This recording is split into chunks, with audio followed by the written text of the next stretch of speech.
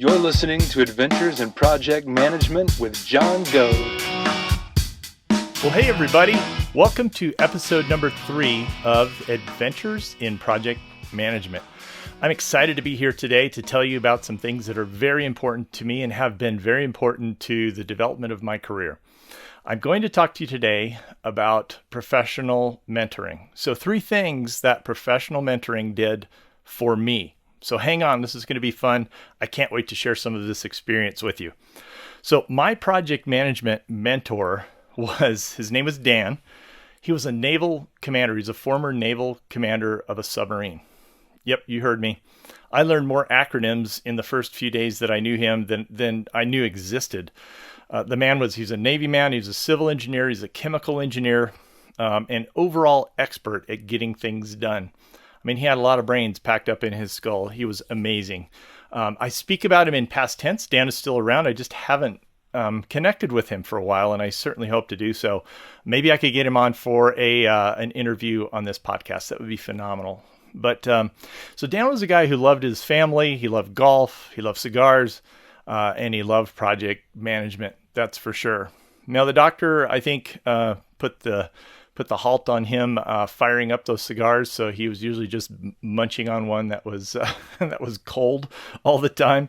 But he had so many really awesome experiences with his military career that helped him in project management, and he was willing to pass a lot of that on to me. I mean, I recall hearing stories of building a little airstrip or something on some little remote island in the middle of the Pacific somewhere. And the logistics for getting materials and equipment and men there was so difficult that it taught him a lot of new creative ways to do things. And we used to tease him and ask him how deep he's ever gone in a submarine, because I think he held some records or went, really, really deep. And I said he'd have to kill us or something because it was classified. I don't know. But we kept pressing, and he would never tell us how deep he went in a submarine. But he had a lot of fantastic adventures that all benefited him in his project management career. And I met him when I was newly married and I was working towards my construction management degree at college. And Dan played such a pivotal role in my career that I thought I'm going to dedicate an episode to him and talk about it. So 3 things that made all the difference in my world, thanks to Dan, my project management mentor. First, Dan gave me an incredible opportunity. So I needed to work while I was in school. So I'd been in the field for a while, like 10 years, and got married. Wanted to learn the paperwork side of construction. I knew enough to be dangerous from being in the field and filling out reports and, some cost coding, things like that. Certainly could read drawings and specs, all of those things, but I didn't know what else went on, in the office. I didn't know contracts. I didn't know what an RFP was. I didn't know, and really wanted to learn. And I thought my best and quickest avenue would be to go back to school and to pick up a construction management degree. And so that's what I did. But I wasn't one of these guys that, was able to have that funded elsewhere. I funded it myself. And so I was working, and I saw where a local heavy hydro civil company, construction company, needed a layout man. They were building a large culvert and conduit for water diversion to divert water from a big lake, down to a big city and some other places. And so I was a layout guy. That's what I did. And so I found myself quickly hopping in my truck and driving up to the job site where I knocked on the door of the job trailer, and I met the superintendent, and Al was his name. And Al and I hit it off pretty quickly. I asked him what his needs were, what his challenges were, and apparently I was layout, they call him surveyor number 4 for this project. So it was a little concerning because the job was already ongoing. They'd been building this thing for a couple of months, and to be the 4th layout person was kind of interesting to me. And I remember Al saying, well, are you comfortable with this? And I said, yeah, I'm very comfortable with this. He said, well, when can you start? And I said, about tomorrow. So I came back. That might have been a little fast, but it was great. Came back and I helped for the next several months build that project. And it was great because I could come in the morning before school and get the carpenters and the concrete guys and the the civil or the grading people all lined out early in the day with grade that they need. And then I'd come back after school and check everything out, mop up anything that I needed to, take any other follow-up shots or anything like that. And it really worked out great. And during the course of the project, we would have owner meetings where the representative from the owner was there and engineers. And then Dan, my project management mentor, would come from the office, and he was the project manager. So he would lead us, through these meetings. And I started to develop a bit of a rapport with him, from the field, and which was great. I learned some things from him there, and he was a great guy, and we got along well. Well, the job was completed, and I had the opportunity to continue with this company. But I told them, my wife and I have been talking, and this next semester is going to be pretty intense at school. I've got a little money saved up. She's got a good job. I think I'm just going to take this semester and only study. I'm only going to go to school this semester so that I can just knock out as much as possible to get me into the workforce, as quickly as I can. So, I said, I really want to keep, Dan, I want to keep the door open. I really appreciate it. I appreciate the work, but I've got to go do this right now. I'm sure you understand, and so it was all very cordial, the partying and all that. The door was left open. And I think I was about a month and a half, maybe 2 into my semester at school there. And I heard through the grapevine that there was another local contractor that was building a sporting goods store in town, a new ground up building, and it was a 90-day project. And oddly enough, they needed a layout person. So I jumped in my truck again. I couldn't stand it. I had to go get this work. It was only 90 days. I thought, you know what, this is going to work perfectly. And so I was hired and began working on this sporting goods store, and it was great. It was a nice project. The crew was fun. I really liked the superintendent, and the company was good to me. And I was probably a month and a half, about halfway through this project, and I saw my former boss and former naval commander roll in with his company truck onto the job site. And apparently he was looking for me. So I don't know how he found out. Maybe he still had some pretty good contacts in intelligence. I have no idea. But he had found that I was working again. And the first words out of his mouth, with his cigar sticking out of his mouth, was, I thought you weren't going to work this semester. And I said, nice to see you too, Dan. But ultimately he said, we'd really like to offer you an opportunity in our office. We'll work with you during school, but then I can show you our systems and how we do things. And you would be an asset, it'd be really great. Well, I was blown away. I was honored for sure. One, that he came all the way, across town to come find me. But two, that the offer as well. And I thought, that's something that I can't pass up. That dovetails with exactly what I want to be doing when I'm out of college. So of course I said yes.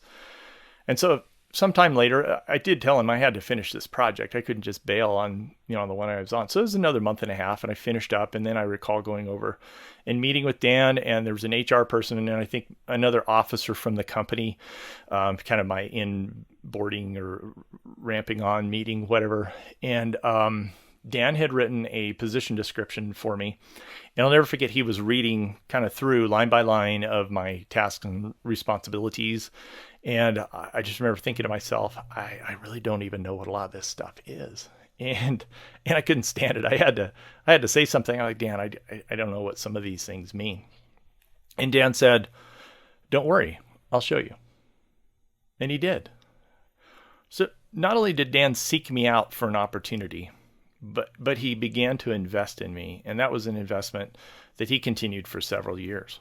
So the second attribute to professional mentoring, the benefit that I received from my project management professional mentor, was the fact that Dan was really good at his work and he was willing to share. He had a lot to share. I mean, he had me building spreadsheets for labor analysis of projects, updating schedules, ordering materials, going to meetings, lots and lots of meetings, taking notes, all these things, these skills that I was developing under his tutelage. And he was there with me at every step of the way. And whether I failed or did well, he was right there. And I was we developed a very comfortable working rapport, where I was comfortable with his teaching and his way of keeping me accountable.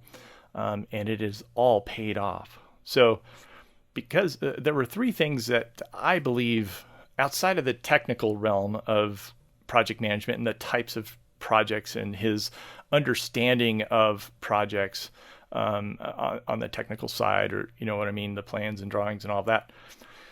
There were three components to why he was good at his work and how that benefited me.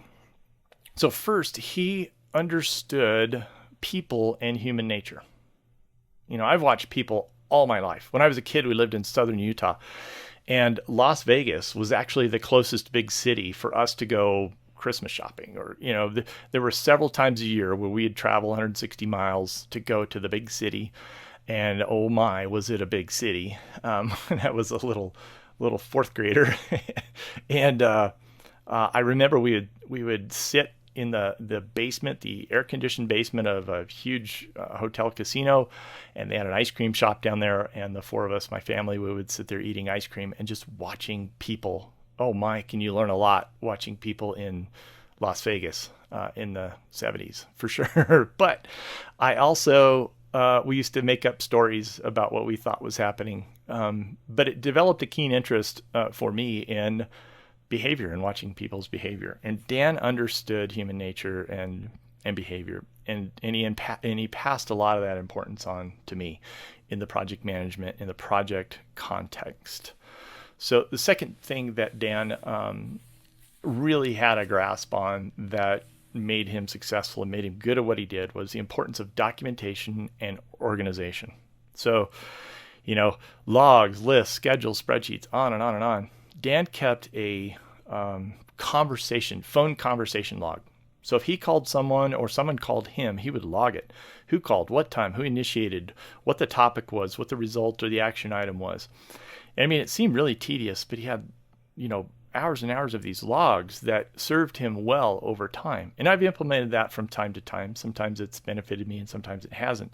But overall, I still take crazy notes everywhere I go. I don't care if it's for something fun or if it's project related. I'm always scribbling notes. And it's helped me immensely in recalling certain things, times, events, dates, values.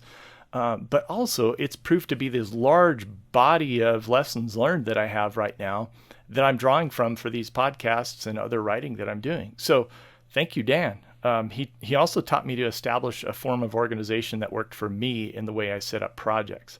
And so, the way I set up a project book or electronic files is all the same for every project, year after year. Ever since I've been in business, I've set projects up, a standard that I had set, and it has kept me well organized. So thank you, Dan, for that one. The third area that he understood really, really well that made him very good at his job was understanding that communication is not only important, but it's essential. And I'm talking certainly the written word, but also the spoken word. You need to be able to articulate your point, your position, your concerns.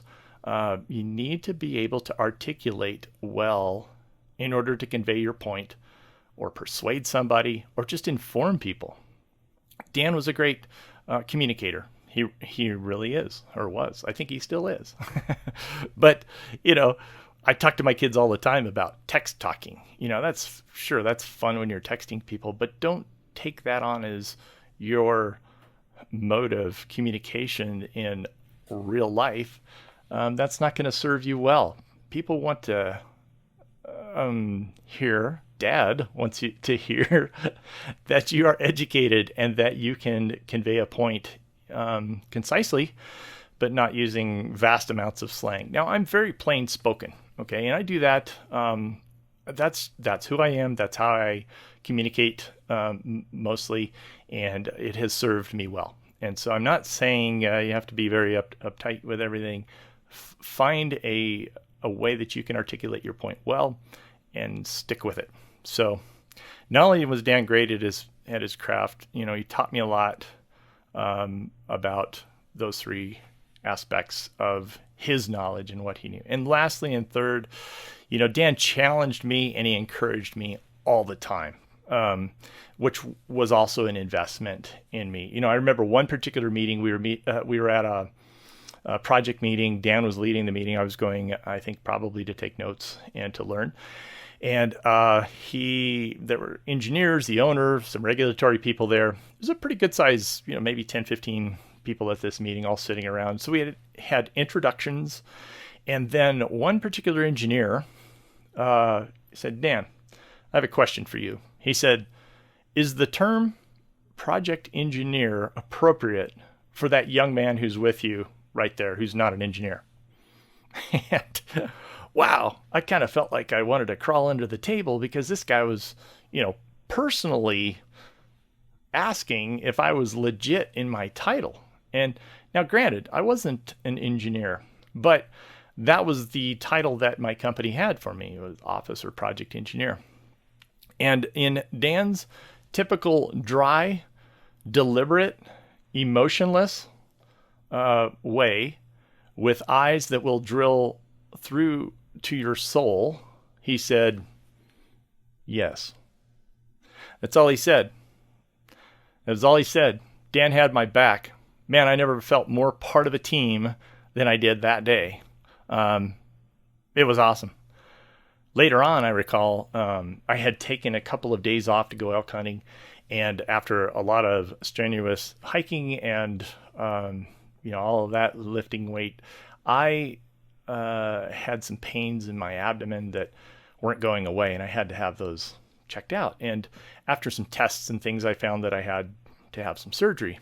And so, I was still an hourly reimbursed project engineer or whatnot at this company working for Dan. And so I had to take time off. So anytime I took off, I wasn't paid for. So I didn't want to take a lot of time off. I was in school, the whole thing.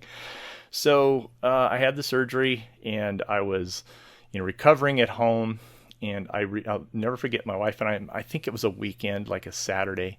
Wife and I were both home and there was a knock at the door of our little rented farmhouse. And in walks Dan, and with a big smile on his face and chomping his cigar. And he said, well, I just wanted to check in on you, see how things were going. And that meant the world to me. Was I embarrassed? I was laying on the couch that I had in college with an ice bag on me. Well, yeah, kind of a little bit, but there was no judgment from Dan at all. He was just concerned about me, his team member. And I was grateful for that. And at some point during the visit, he reached into a portfolio that he had and he pulled out an envelope and he said, the company was going to pay for my time off while I was recuperating and had been in surgery. I couldn't believe it. Nobody had ever paid me not to work before. And it was Dan's idea to do this, I found later. And he didn't own the company. So he obviously had to speak to some of the officers to say this would be a good investment. And man, it really was a great investment and it meant the world to me. And still to this day, I'm grateful for that. So, Dan pushed me to attempt a lot of things through his encouragement. But like I mentioned before, I knew that I was on his team and he had my back. This gave me the confidence not only to do my job, but to try a lot of new things and challenge myself to up my game and to work even harder. It's just kind of a benefit of that when you are held to account and you are encouraged by someone who means a lot to you, by somebody who is vested in you. That causes you, it's human nature, causes you to work harder, causes you to push further and do more. And for that, I really am grateful. I keep saying that, but it's true. This was pivotal in my career. the investment that Dan had made. And there were others too. But Dan was probably the most prominent in terms of project management specific. And so maybe there is somebody that you know today that you can invest in and encourage and teach so that they can improve and they can get better at their game. And take stock of those. We all have people, sphere of influence in our world. And so take stock of who you know. It could be somebody that you work with every day and you just haven't thought of it in that context before. I'll tell you that those opportunities are there. Maybe you already know who I'm talking about and you just it hasn't been on your radar to even consider investing in someone else, or maybe you've been hesitant to approach. You would be shocked how many people would be dying to hear what you would have to tell them and share with them and help them at a personal level and professionally. It's astounding to me when I first started kind of reaching out to some of the people that I knew to just offer some assistance and help. And it was amazing to me, the numbers. And that's, again, part of why I'm doing this, is just to reach out in a broader sense, hopefully, that there are those that I can encourage and help and just share things that worked and a lot of things that haven't worked in my career. And so I encourage you to get out there, take stock of who you have in your world right now, and see if there's one or two or three people that you can begin investing in, because it will change the trajectory of their life and you'll feel fulfilled. I guarantee you that Dan has had benefits from the investment that he made into me, and we haven't been in touch in quite some time. I just know it's fulfilling when you're able to help other people. Now, if you're new in your career and just getting started in project management or leading a team of some sort, and you don't feel that you're the guy or gal who will be, the mentor right now, then I encourage you to seek out someone who you could learn from.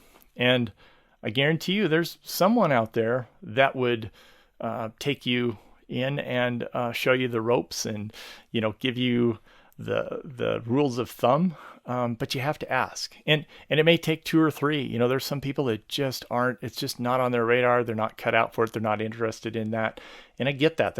We're not all made to do that, but you won't know until you ask. So start asking. It may take two or three, but then you're going to land somebody that's really going to be able to speak into your life and show you and teach you, and it's going to help enhance your progress. And so, I wasn't even looking for that kind of help, and I was fortunate to have received it, kind of stumbled into it. So in summary, 3 things that changed my world from my project management mentor. Number 1, he gave me an incredible opportunity, and he invested in me for many years. That opportunity, it changed everything. Secondly, he was really good at his work and he was willing to share. And he taught me a lot. It was so exciting to learn from somebody that had been there, done that, and was willing to teach. Because we all meet people that, have the experience, but they kind of hold it over you a little bit, or it's a nut that you can't crack. It's somewhere you can't go. That's not cool. It's really awesome when someone has the cred and they want to give it to you. And third, he challenged me and he encouraged me all the time. He had my back. There's nothing better than feeling that you're on a team, that you're part of a team that means something, that's pursuing something purposeful. And when you are legitimately held as a team member, it's a great feeling. And it helps you up your game. It helps you go to the next level, helps you work hard and stay accountable. So that's the summary of what I wanted to tell you today about my project management mentor. I hope that you can find somebody to either work with or to learn from. And so thanks so much for joining me today. I'm taking a drink because this is crazy. Oh yeah. Thanks so much for being with me today. And I hope that you heard something here that will help you. And again, my desire is to just share the lessons that I've learned to help make you a better manager and a better you, a better team lead. And until next time, have a great day. And this is John with Adventures in Project Management. Talk to you soon. Thanks.